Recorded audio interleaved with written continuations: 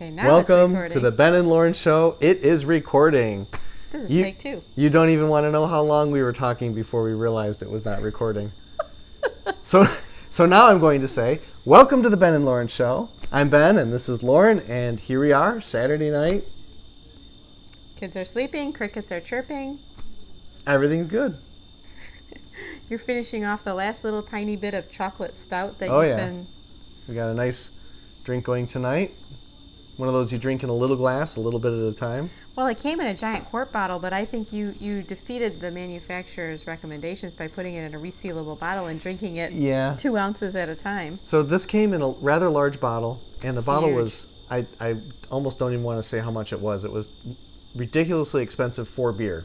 However, I've been treating it like wine, drinking just a little bit at a time. It might as well be wine.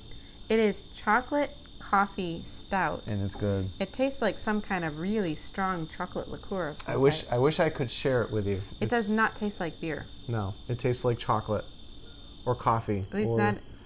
with a admittedly, hint of soy sauce. I don't know that much about beer. But it Hint doesn't... of soy sauce? Soy sauce? I Yeah. guess I could see soy sauce. I don't know that much about stouts or ales or any of the different beers, but I wouldn't have ever recognized that as one. It smells like chocolate and soy sauce. You are right. Now that I've smelled it that way, it doesn't smell Soy nearly sauce. as good. It's not salty, but it's got that kind of fermented, I don't know, soy taste to it. Yeah, I can see where you would. So it's been sitting in the bottle, and I just said I'm gonna Finish it off. finish it off tonight. So it's been quite a week, huh? I guess we've already talked about it, but let's talk about it again. It was a long week. It's always a long week.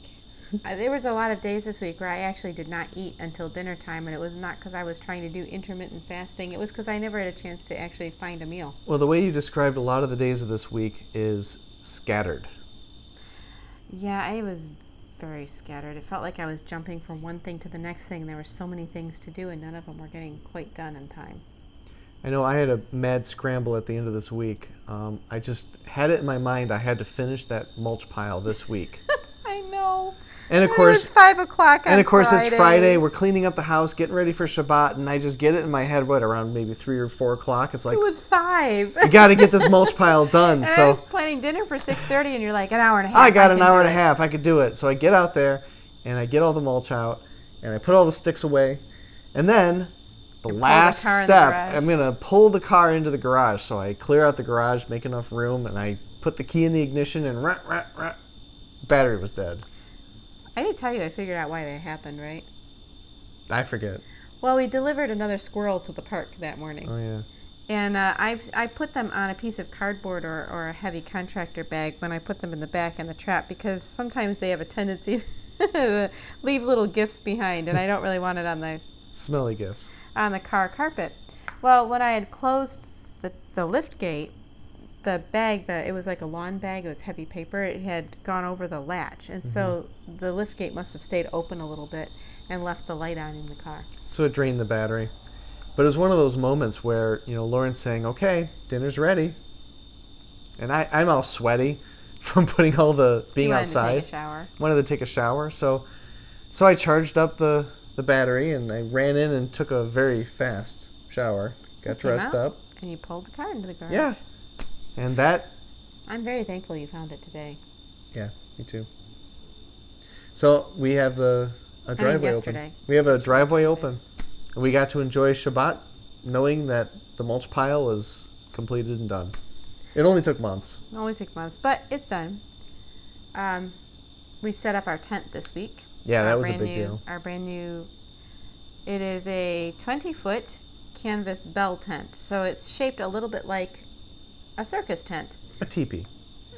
Well, Except it's flat around the... it's got walls around the sides. This one has 27-inch tall walls on the sides, and then it has a center pole. And I was a little concerned about how it would do in windy weather. So I did read reviews, and I looked up I found YouTube videos of people reviewing it. One guy set his up and reviewed it during a massive storm that basically wiped out half the campground full of tents. Wow. He showed pictures of the other tents in the campground. It was pretty serious. But the tent His tent stood firm. stood up.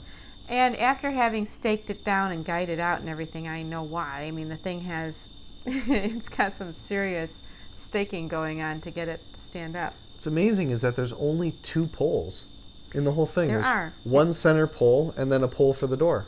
That's it. We discussed whether we should get a Davis cabin tent or one of the Bell tents, and the thing that actually made me think that the Davis tent might not be that great of an idea for us at this time. Well, first of all, Davis tent is like one of the military barracks type it's a cabin tent. tent. And that has a lot of poles. Well, they are really nice, but they really do require a couple people to set them up. It One looked like a person lot of cannot work. set them up. And it's going to be a while before our kids are really big enough to assist with setup. Well, what I noticed is that once you get the initial, everything staked out right, you put the tarp down, stake it down. For this tent. Yes. And then put the actual tent, you roll it out or unfold it, and then stake it down. That's most of the work. The staking is the work, yeah. And then it takes a lot of effort to pull the. You have to go inside of it. It actually did take both of us to get the center pole. Yeah, in place, you actually push that heavy. center pole up. You lift the entire tent up, and then you form a teepee. It's the best way to describe it for me. But instead of a teepee that has all the different sticks, poles, on the side, it just has one pole. And then you guy out the sides. You have these real long guy lines, and we found that the guy lines have to stretch about 5 feet from the tent in order to have the right angle to get the walls to stand up, so that you will have good waterproofing too. So you're gonna have a lot of trip hazards around it because. Well, yeah, the trip hazards are going to be a thing. I'm going to have to figure out how to maybe block people from walking around it too much so they don't trip over it. Now, here's an idea. You know those cheap little solar-powered lights that people put in their gardens? Mm-hmm. You put that right next to each one of those poles, right around it. Interesting. So when you're walking by at night, you can see where they are. Just look and see how expensive those are. We'd have to get a lot of them because there's a lot. That's another thing to bring. It is another thing to bring. We could also consider doing something like putting reflectors on all the tent lines, right where they make the stake. That might work. Well, it's probably cheaper that way too. The reflective strips tied to the guy lines might work also. Mm-hmm. Anyway, we learned that we will need about a 30-foot diameter space to set the tent itself up, and that's not including if we put up a kitchen canopy area. So our campsite is increasing in size. Yep. We're gonna need a little bit of room. Hopefully we can find it. I hope so too. Also, because the ground where we're going to be camping is not very level, we need to find a large, level, flat area. I'm thinking we might bring a bale of straw or two. Just something softer underneath to cushion Yes, it? and something that won't destroy Zach's lawnmower next year when he goes over it, because the straw will just disappear into the grass, and we can rake up most of it and dispose of it. Well, we wouldn't really bring a whole bale, would we? Yeah, I would bring a bale. It's a big tent. Got a lot of ground to cover.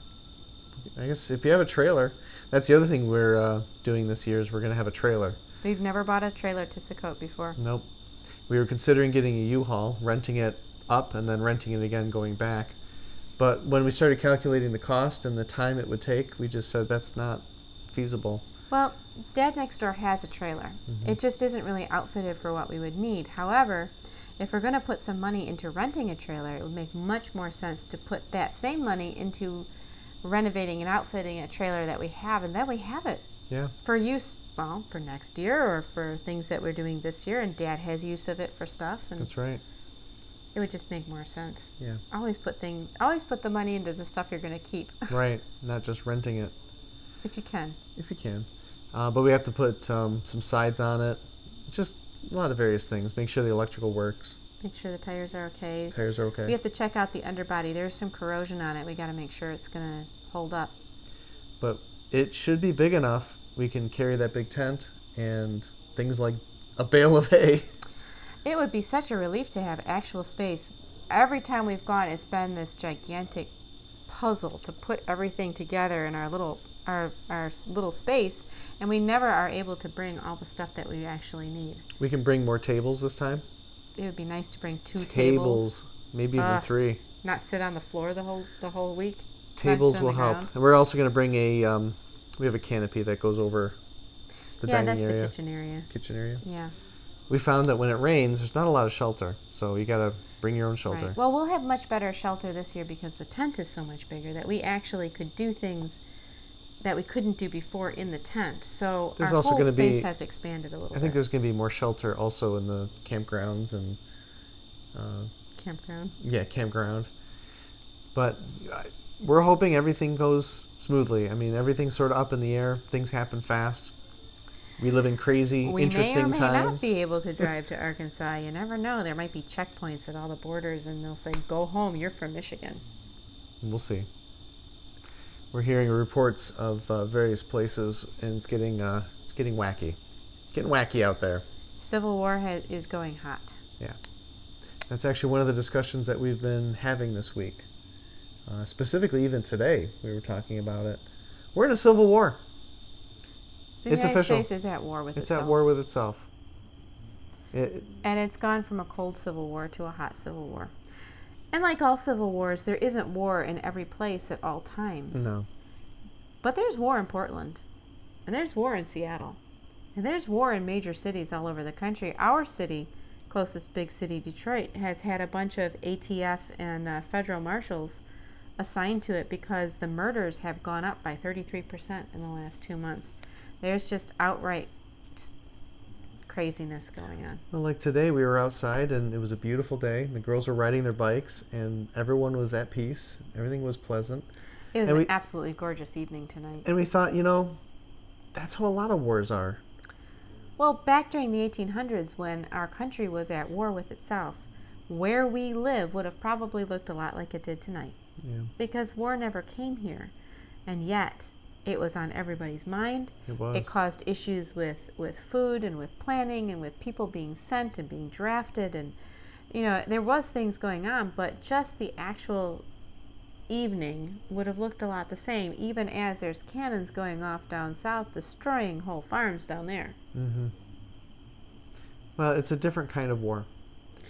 This is a political war, and we are casualties in the middle. I had one evening this week where I read something that was pretty disturbing to me about Victoria? No, I showed it to you, the whole idea of the forced medical injection issue. Anyway, I read something that was pretty disturbing, and I thought, what would we even do if that became the case here? And I walked outside. I was in the process of taking down our big old tent, and our neighbor from down the street happened to stop by, and I've talked to her several times. We've known her right from the time we moved in because she planted cherry trees right next to the sidewalk, which is really unusual. And she told us at the time that she planted them because she wanted people to have access to the fruit while they were walking by. Well, people around here don't really harvest fruit quite like that, but still, it stuck in our minds that she did that. I figured if she put them on the sidewalk that they were for anyone who walked by. But Lauren sort of felt that would be stealing their fruit, and don't do it. I don't take fruit from other people's trees in their yard, no matter how close to the sidewalk they are. It's too hard to grow fruit. Right. Fruit is tough to grow. But we got a little bit of insight as to why she did that. We did. I always thought she was from Germany. She speaks with a fairly serious accent, and it's German as far as I knew, and I'm pretty familiar with German accents. Well, she's not German. She is Croatian, and she lived in Bosnia. And during the war, the big Serbian-Croatian, I can't even say it properly, war, back in like 1992 or 93, she and her husband, she's Catholic and her husband is Muslim, so she lived in the Muslim area of the city, and their city came under attack during the war, and they watched soldiers begin to strip the houses of people on their street who had left. And one of the soldiers attempted to take their car. And she and her husband came to the conclusion that they were not safe there and they were going to have to leave. So they gave the key to their house to a poorer family that they knew and said, if you're willing to stay, you can have the house. You can take your chances if you want to. And they each packed 2 suitcases. They put them in their car and they went to Germany. And she said to me, what do you do when you look around at your house and you say, what do I put in my suitcase? Because everything's important. Everything's here for a reason. Right. So she's out of the blue telling me this story about how they had to pick up and leave one time.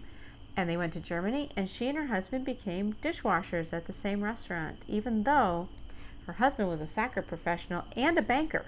So they were upper middle class. They were well off. Yes. And then they came to the United States about 4 years later.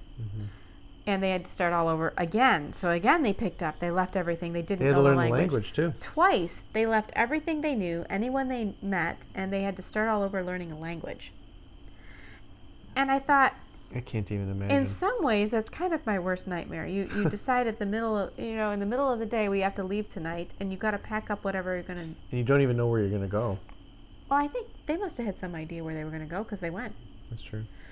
But what do you put in that suitcase? Right. And I thought what was amazing was I looked at her and I know what kind of life she has. She's got a very pleasant life. They live in a nice house down the street. Her children are happily married. They have grandchildren. She and her husband are pretty well off as far, they're not wealthy people, but she loves her garden. She and her husband are having a tomato growing competition this year. They each have tomato plants at each side of the yard, and it's who can get the biggest tomatoes. So, I know that her life she's at peace, and she is happy. And that's why she said, I think she's thinking about whether it's going to happen again. She says, once you've done it once, it's not so scary if you have to do it again. I'm like, yeah, it still seems scary to me. And I asked her, so if you were to do it over, she said, I would never put the same things in the suitcase I did that time. I said, what would you put in the suitcase? She said, well, I took cheap stuff. I took stuff that I just happened to like, she said, but Don't if I take do it cheap again, stuff. she said, I would take all my expensive things. I'd take any jewelry. I'd take anything that was small and expensive and hard to replace. I'd take those things because, you get clothes. You get other cheap stuff where you're going. You figure it out. Yeah. I thought, well, that's interesting to remember. That and is. then I'm like, so Lord, what are you telling me now? Are we leaving? Not our will, but His be done, right? That's true. We're comfortable here. But, it's not about comfort, is it? No, and she was telling me about their beautiful house with their balcony that looked out over the city, and their family's been there for generations, and one day war comes along and bye-bye. And They she never tried to went go back. and she tried to go back, and the people who were living there stole all their stuff. Well, they did reclaim their house after 10 years, but the people who were living there did skedaddle with all their things, packed up a moving van with all their stuff and left. But she said, after 10 years, I'm not sure how much I would have really wanted it. Right.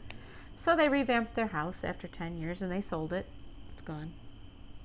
But what a relief. Just to have that chapter closed, Well, and in the end, their house didn't get bombed or destroyed. they actually got it back. And It sold survived the war. It survived the war. So that was a very interesting event. Now that is a very different kind of war than what we're experiencing here. That is not what we are experiencing. And hopefully it never gets to that point. But when their war started, that wasn't what they were experiencing either. That's true. I was listening to a explanation from someone from Yugoslavia, and she said that it's eerie how she's watching all of the same steps that led up to civil war, actual hot civil war, happening. She sees it happening in the U.S., almost step by step. Even the tearing down of the statues. Even this, the tearing down of the statues. I don't understand the tearing down of the statues. I guess the next thing on the rioters' list are the Civil War battlefield monuments. Oh, They're going to go boy. after like Gettysburg and. They need to just knock it off. Well, I wonder where all those reenactors with their muskets are going to be. I mean, I'm not a big statue guy. And in other news, there was a war between a troop of reenactors and Antifa this week.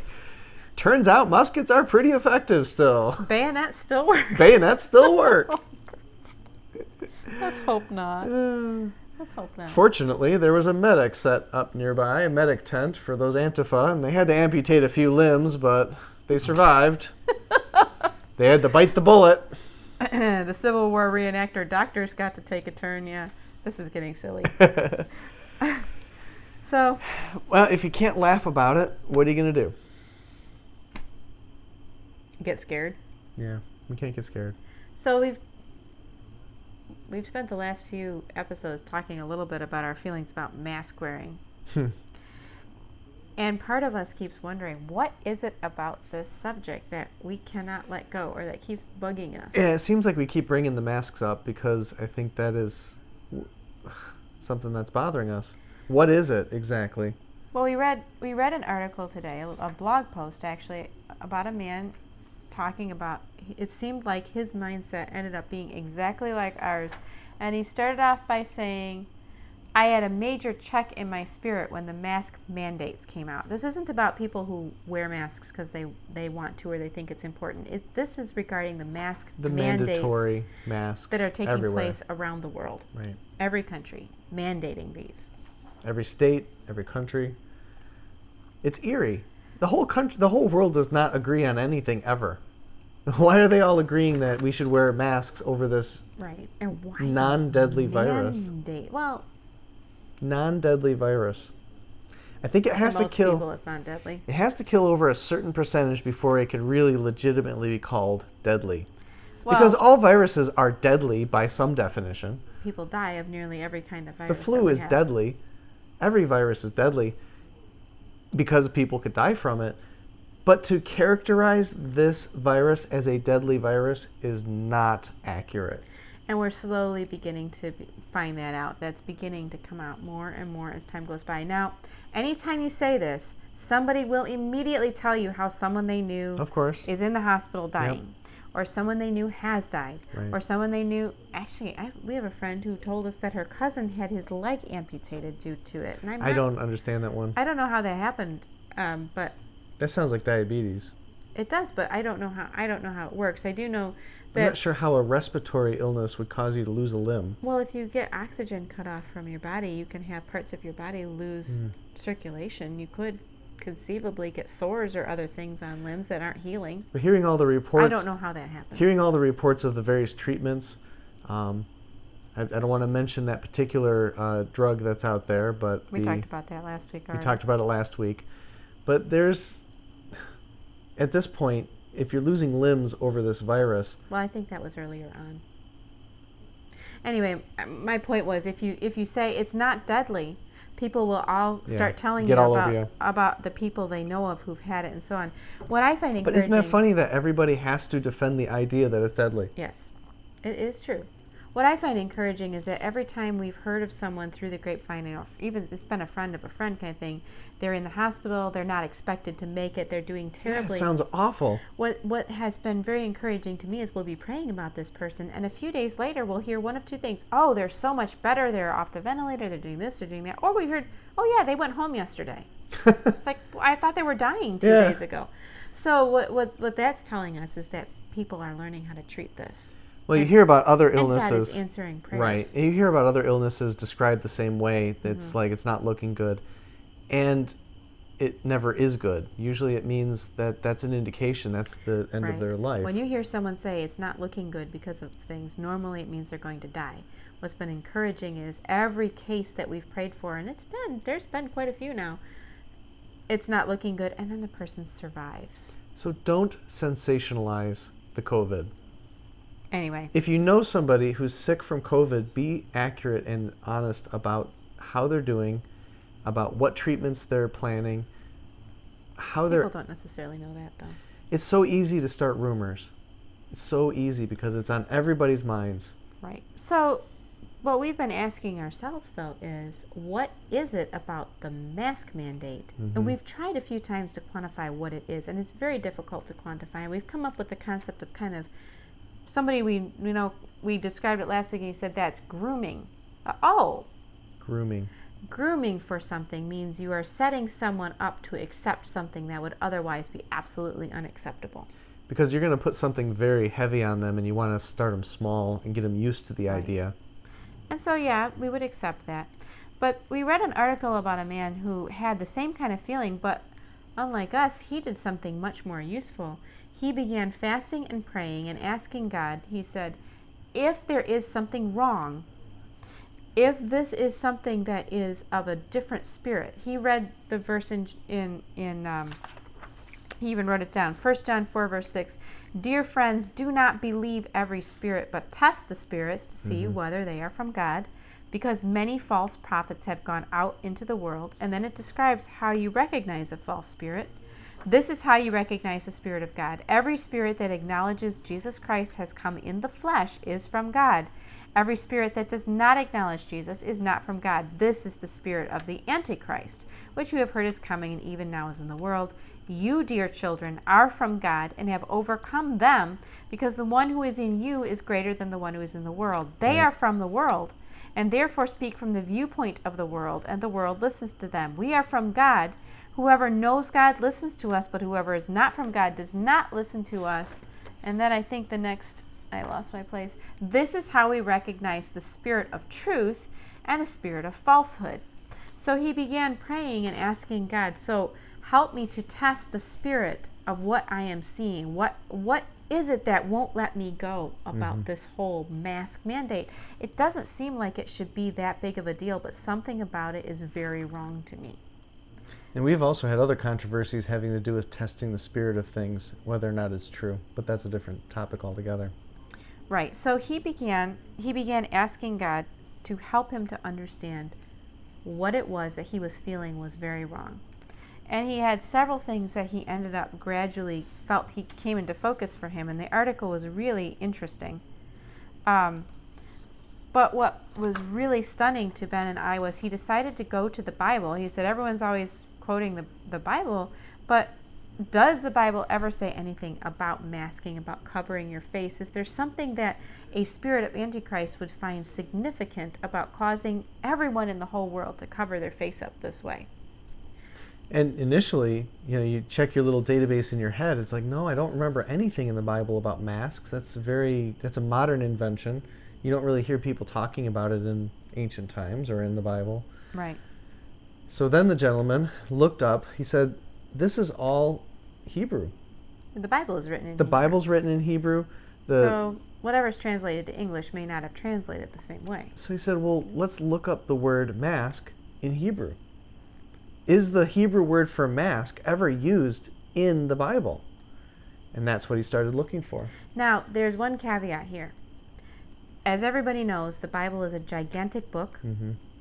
It has a lot of little bits and pieces to it, yeah. and nuances, and you can use it to prove pretty much any point you want to Sure. make. Ask the Grammatra people and the Bible code people. You can make the Bible say any number of things. You can ask it questions and Right. make it say what you want. Sure. This is no different. Mm-hmm. So this could be just making it say things. But It could be. if you want to test the spirit of something, so one way to test the spirit is to look at related things. His question was, is the it antichrist? Is the mask mandate, not wearing masks, because there's plenty of legitimate Wearing reasons masks to wear masks. is fine. But are the mask mandates covering the whole world right now Is it coming from a antichrist? spirit of antichrist? Is it coming from the same spirit that's causing riots in the streets and Bibles to be burned and churches to be shut down and so on and so forth? Right. So these are the verses in which the Hebrew word, which is mesakah, are found. The word mesakah, oddly enough, has two different meanings. One meaning is a covering over part of your face or your whole head, such as in a religious ceremony.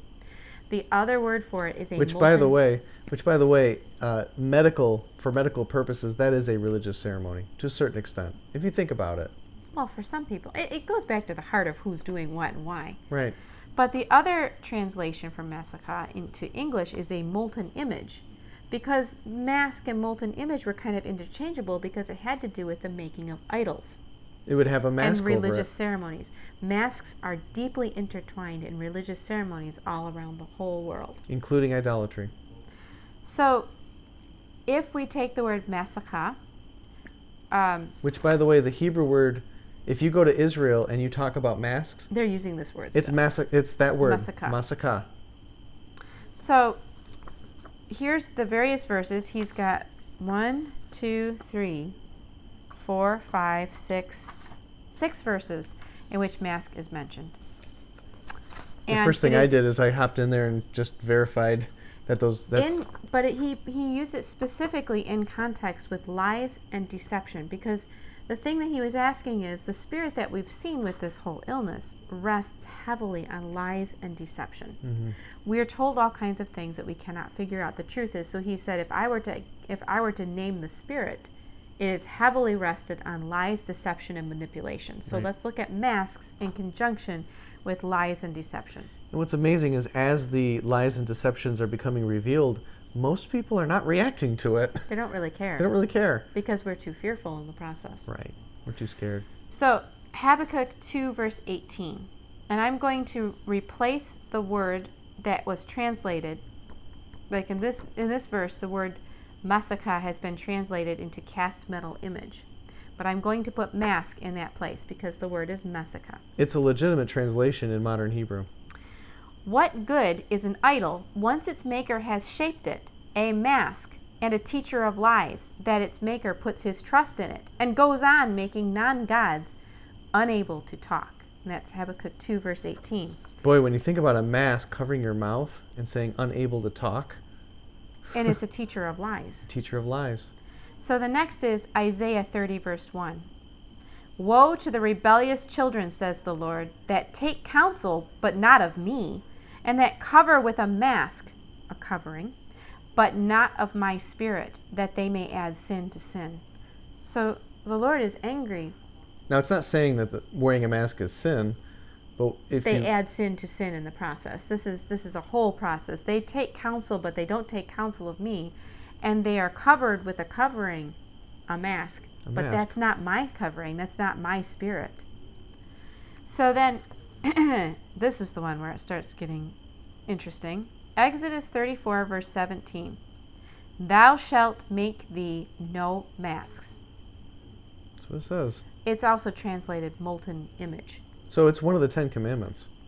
Well, that's not one of the 10 because it's in 34. That's Exodus 34:17. Thou shalt make thee no masks. No molten gods is the way they translated it there. So, but if you look, it says molten Eloha. So it actually is no mask gods. No mask gods. I think those could be like those masks like you see the really weird ones in African stuff. Mm-hmm. But either way. So Exodus 32, verse 8. They have turned aside quickly out of the way which I commanded them. They have made them a mask, and have worshipped it, and have sacrificed thereunto, and said, we know it was a calf. Yes. These be thy gods, O Israel, which have brought thee up out of the land of Egypt. So it's referring to the idol, which they called by God's name and said it was their salvation. So they literally said, you shall not make any mask calf. Somehow I got this image of a golden calf with a mask on his mouth. And then there's Isaiah 25, verse 7, which is referring to the salvation of Messiah. On this mountain, he, Messiah, or the Lord, will destroy the mask which covers the face of all peoples, the mask enshrouding all the nations. Now, this has been translated in many Bibles as veil, but the word is masaka, or covering. And he will destroy the mask that covers the face of all peoples, the mask enshrouding the nations. That's Isaiah 25, verse 7. I think I said that. So is it prophetic for us to be wearing masks all the way to the coming of the Messiah? Well, I think that this could have been said that he did this the first time. He destroyed the covering on the face of all people so that they could see. You know, Hebrews talks about that. Those walking in darkness have seen a great light. Yes.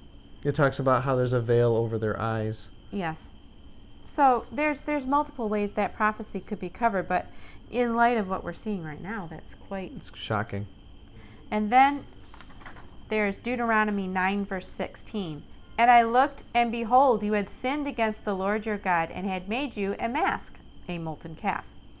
You had turned aside quickly out of the way which the Lord commanded you. And then Judges 17, verse 13 is talking about Micah with the idols that he made. He stole the silver from his mother, and she said, oh, well, in the Living Bible, God bless you for revealing this, or for confessing this to me.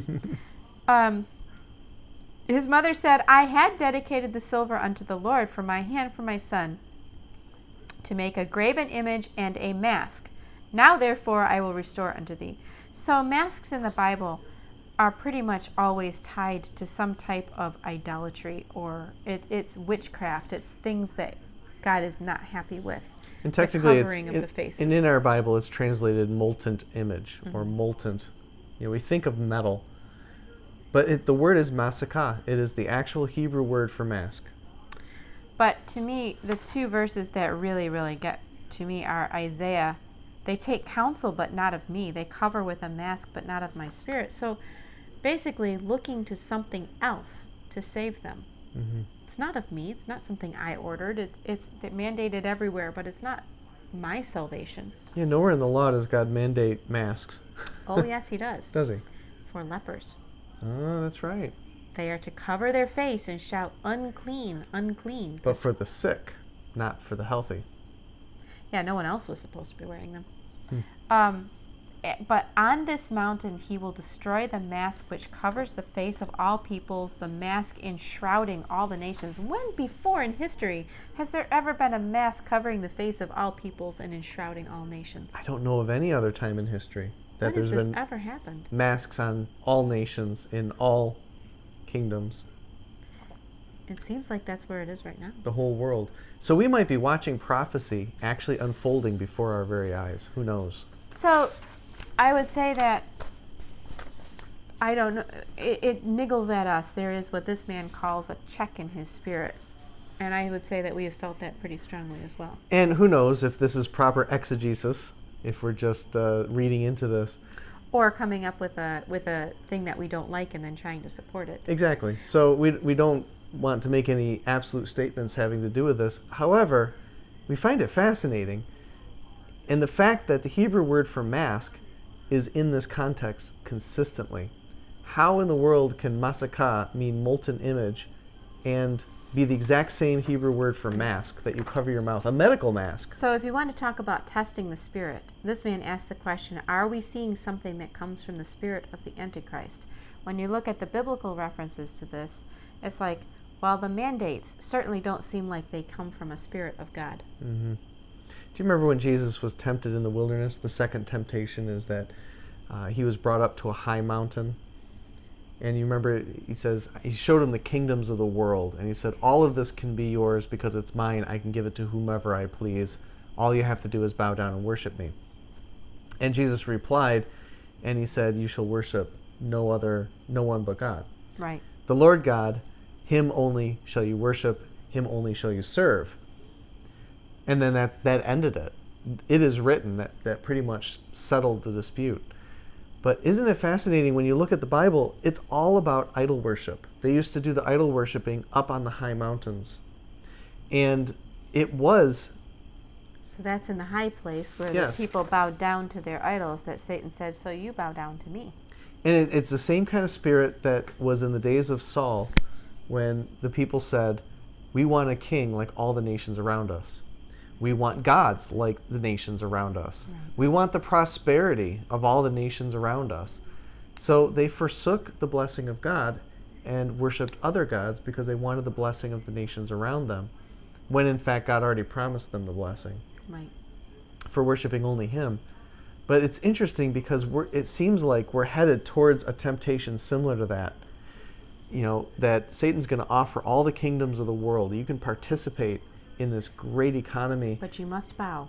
But all you have to do, in order for you to buy and sell and to participate in the power and the glory of the kingdoms of the world, is bow down before this image. That's the temptation. And we live in a capitalist society, and our lives are just wrapped around this idea of buying and selling. And right now, we're in the process of ceding control over our own decisions and our own bodies. And that's going to just continue until we're at the point where, just bow down so you can just continue on with what you need to do for your day. And people might do it just out of sheer convenience. Like with the masks right now, we'll see half-hearted people with masks on their ear or on their chin. And they're not really using the mask. They're not really... They just want to be left control over alone. their bodies, and they are ceding control over their ability to choose what they ought to be doing. Right. Who has sovereignty over their body? So, And here's a thought. Aren't we the body of Christ? our bodies are not our own. If our body is a temple that we're meant to take care of, people will say, well, you shouldn't get sick or cause other people to get sick. You should take practical precautions. You should not give control of your body over to a government that is not ruled by the Spirit of God. You have to be careful because in many ways the government is going to have a certain amount of control, but we're watching the control become tighter and tighter and tighter to the point where I think we are going to be told, bow down. Mm-hmm. You will have the nations of the world laid out before you as long as you bow. Now, in the book of Daniel, it describes kingdoms as beasts. It does. The kingdom of the Medes and the Persia. They rise up out of the sea, which are Yeah. the people. So kingdom will rise up out of the people, and it's called a beast, and it has So you got the beast of Babylon, the beast of of Medes and Persians. You got the beast of the Greeks, and the beast of the Romans. Well, it seems like when you read Revelation, you've got this beast of the Romans, and then you've got this other beast that's coming out. So just as Rome was a great government, that's essentially what Rome was, we have a government today. But this is not just the government of the United States. This is not just the government of any particular state. We're watching something happen all around the world at the same time. This is not the government of the United States imposing masks in Germany. We're watching a world government forming before our very eyes. And more importantly than that, we're seeing submission to the world government before our very eyes. And by people you wouldn't expect to submit. Now, like, the churches are being closed. Right. All around the world, churches are being closed or burned In down. some cases, yeah. Now, some people that you wouldn't expect to really push back against it are pushing back against it. Mm-hmm. And some people that you would expect are not. Right. So it's amazing. We're seeing a tremendous sifting and shaking, and there is a whole civil war going on, and it is among all peoples of the world. It is. It's another world war. But it's a strange world war. It's a strange it's world war. It's not fought on geographical terms at all. No, and it's all amongst ourselves. It's a philosophical war that's happening, and occasionally, like we're seeing in some of the cities, it's getting hot. Cities are burning. Right. There's rioting and looting going on. So if we keep talking about this during the Ben and Lauren show, it's because it is the overwhelming event of our time. It really is. Is that we suddenly appear to be thrust into a war that went from cold to hot. And it just happened so quickly. Right. And that and this, speaking of spirits,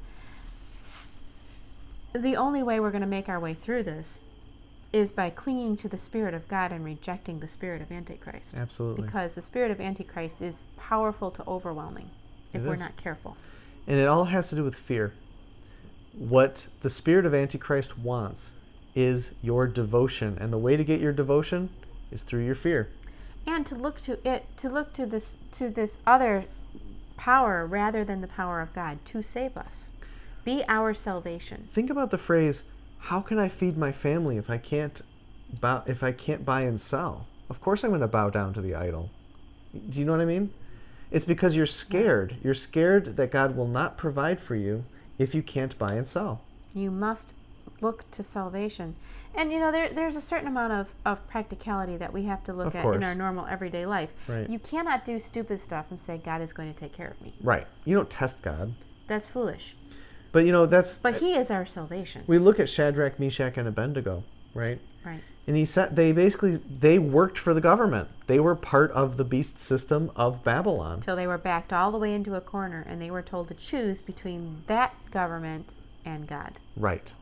So they were not rebellious, disobedient people. They were known for their wisdom. They were known for their trustworthiness. But when it came time to bow down to the statue, they said, we cannot. We will not. And I think the reason Nebuchadnezzar was so angry at them is that they were trustworthy, well-respected boys. I think he didn't expect to have any trouble with them. He never expected them to do this because they're not rebellious people. So he said, I'm going to make an example of you. I'm going to heat up that furnace 7 times hotter. I'm going to make an example so that nobody else who I thought was trustworthy would dare do this. But God received the glory in the end, didn't He? Yes, He did. He received the glory. So we have to look to God to be our salvation. We have to test the spirits of the age. We have to test the spirit around us. And we have to act according to the Spirit of God and not according to the spirit of Antichrist. Right. Because we are the body of Christ. And be sure that we are looking to Him for salvation and not anyone else. That's exactly right. Don't supplant God with a golden mask. A golden mask. Don't say, look, O Israel, this delivered you from Egypt. We'll call it by God's name. Yeah, I would not be comfortable. Even masks with messages on them, I would not be comfortable with. I know a lot of people think it's cute to put little rebellious messages on those masks, but as long as you're wearing them, it doesn't matter. Our governor has gone on record saying you can put political messages on your mask, just wear a mask. Until the injection's available. Yeah, but then that's a whole new story. Well, that's what she said. We're going to be doing this until that's available. So, not looking forward to that. But there are things we are looking forward to. This is just the dangerous narrow road that we're going down. This is the end of labor. Yeah. The end of labor is rough. Where it seems like, how are we going to get through it? But we have something written on our wall. You can't see it in the video, but it says, "Strive to enter through the narrow door." And striving requires effort. Narrow is not comfortable, but there is a door. Speaking of birth. Yeah. Well, yeah. You have to strive to enter through a very narrow door to be born. Well, sometimes the baby's just basically forced through that narrow door. There's no... The woman's doing most of the striving. Somebody's striving. Anyway, what we're looking at is if this really is true, if this is where we are. First of all, it never hurts to be seeking to worship follow the Spirit of God rather than the spirit of Antichrist. And if we're premature and it isn't time for Jesus to come back, well, still, we have to strive with the spirit of our age, and we have to stand before God someday and answer, did you follow me or did you look somewhere else for your salvation? And we have to just trust in God for our salvation. He sent his son. He came. He died for us. We have that salvation. He could schlep a whole bunch of former slaves around in the desert for 40 years without their shoes wearing out. I think he can handle what we're looking at today. Hey, if the Messiah can call a legion, what was it, 12 legions? Of angels? Of angels? I mean, there is a... You want to talk about a war? We know who wins in the end. There's no question. I'm just hoping there's some of those chariots posted around our house right now, the one that we can't see. Yeah, like Elisha talked about. Maybe just a couple. Maybe just a few. But to God be the glory. And whatever path he has set forth for us, that's where we go. Here we go, guys. Here we go. Hang on. Wild ride. Time to open up. Time to finish off the last of the bottle. Finish the chocolate stout. Mm-hmm. Say goodnight. Say goodnight. I think it's a good opportunity to say goodnight. So, Lauren. Yes? Say goodnight, Lauren. Good night, Lauren. She does that every night. Good night, everybody. Good night.